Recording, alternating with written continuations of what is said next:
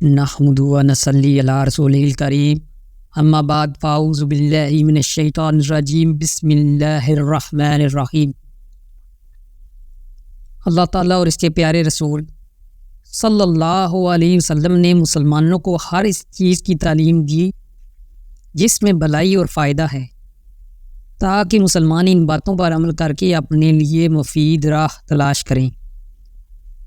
موجودہ دور میں دین سے دوری کی وجہ سے اکثر عوام پریشانی کا شکار نظر آتی ہے۔ محترم ناظرین، آج کا وظیفہ ان لوگوں کے لیے ہے جو ہمیشہ پریشان رہتے ہیں، کاروبار کی وجہ سے، گھریلو پریشانی کی وجہ سے اور دولت نہ ہونے کی وجہ سے۔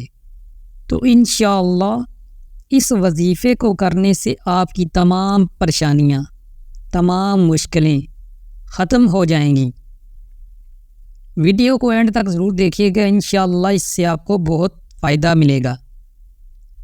محترم ناظرین، یوں تو قرآن پاک کا ہر حرف، ہر آیت بے شمار فضائل کا حامل ہے اور یہ ہمارے لیے بخشش و رحمت کا ذریعہ ہے۔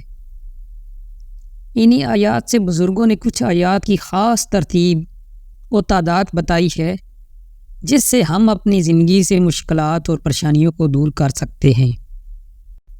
محترم ناظرین، آج کا عمل نوٹ فرما لیں۔ درج ذیل آیات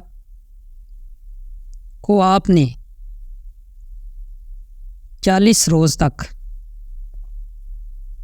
اس ترتیب سے پڑھنا ہے کہ روزانہ خواہ صبح کو پڑھیں یا شام کو، مگر عشاء کے بعد پڑھنا بہتر ہے۔ ان آیات کو 1001 مرتبہ پڑھیں، اول آخر ایک بار درود پاک۔ انشاءاللہ تعالی ان کا اثر 5ویں چھٹے دن ہی ظاہر ہوگا۔ غیب سے ایک چیز پہنچے گی، مگر لانے والے سے کسی قسم کی مذمت نہ کریں، نہ دریافت کریں کہ تم کون ہو، یہ کیا چیز ہے۔ کچھ نہیں، بس نہایت خوشی اور خاموشی سے وہ چیز لے کر حفاظت سے رکھ لیں۔ 40 روز کا عمل پورا کرنے کے بعد ان آیات کو روزانہ ہر نماز کے بعد اول آخر ایک بار درود پاک اور 10 مرتبہ یہ آیات مبارکہ پڑھنے کا معمول رکھیں تاکہ عمل قائم رہے۔ اگر ہر نماز کے بعد ممکن نہ ہو تو نماز فجر کے بعد پڑھ لیا کریں۔